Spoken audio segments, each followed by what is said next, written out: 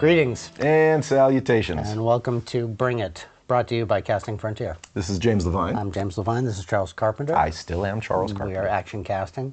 And we are here to answer some questions. And the question today is, how do I get an agent? How do I get an agent? How do I get an agent? We have no idea. Okay, so thanks for joining us. All right, thanks everybody. Click below description. No, we're kidding. It's a difficult thing. Casting Frontier has an agent finder, which is very useful. In the past, it's been being seen in showcases and a lot of difficult things that are unpredictable. Truthfully, it helps to know somebody and have a reference if you don't know anybody. I'm more and more an advocate of just getting your brand out there, creating content, getting yourself visible in some way so that as you approach an agent, you can show them something.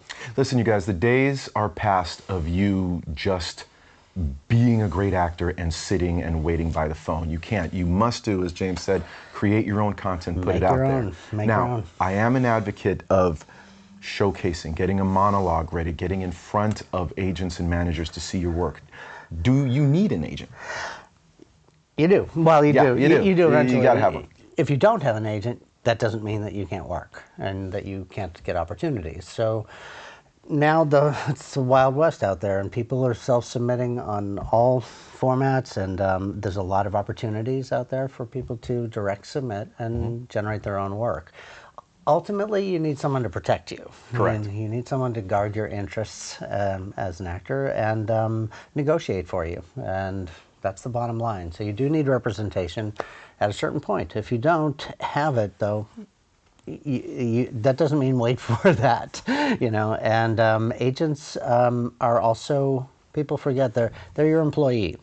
Correct. And a lot of people feel like, oh, please, I hope they sign me. Oh my gosh, thank you. And when you're working, they're your employee. They work for you, and they take a percentage of your work.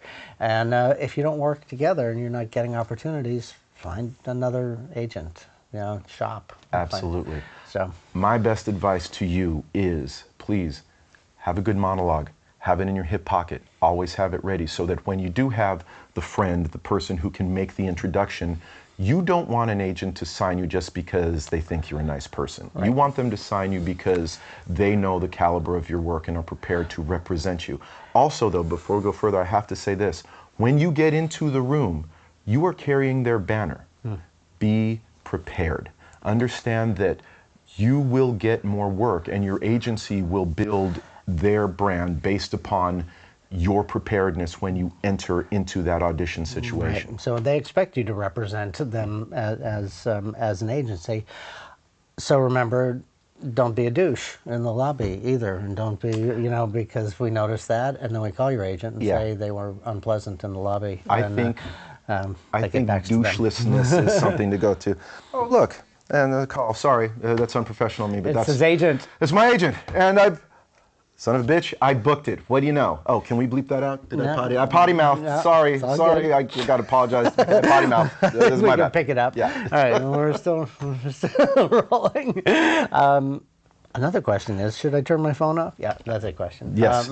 Yes, please, in the audition, please turn your phone off. Right. Sorry, that was my... And now I showed you what not to do. So, see that? People helping Let me see your phone for a sec. Let's keep rolling on this. The other day, I was at an audition, and an actor came into the group explanation with his phone and stayed on the phone during the group explanation. And the session runner was like, could you get up? And he goes, yeah, just a second. He's like, get out of here and just come back when you finish your call. But he was oblivious. I have been a session director for 19 years. If you cannot focus on the task at hand, please leave. Please go anywhere else. Please. This is a profession. This is a vocation. We take it seriously. In no other line of work are you going to be allowed to come in and poo-poo the job. And we notice this. We notice so much about you. Everything when you come in the room, when you're in the lobby. We notice where you're not paying attention in the group explanation, and then you come back in, and then you come back in, and then you ask a question that was answered for you in the group explanation. there's no way we're going to give you another shot at this or anything else. We're going to move you through the process, and you're done. Yeah. Because the point in all of this is our answering your questions is that you don't get to answer them in the room. The group explanation is there so that the session runner doesn't have to explain this to every person who comes in the room. And we're trying to streamline the whole process for you so that you come in prepared. And you come in prepared, you're ahead of the curve. As a session director, we want to help you. That's the main thing. That's it. I think we did it. Yeah. I think we covered this one. Oh, yeah. Thank you guys very much. Click below to like and subscribe. Come to Casting Frontier for all things acting. You want to know more about me as a writer? Please check out shieldofdestiny.com. You want to know more about me as an actor and an educator? Please check out storytellersconservatory.com. And if you want to know more about me, make yourself comfortable. When I We'll was be here for a while. He was born a poor black child. Yeah. See you next time, you guys.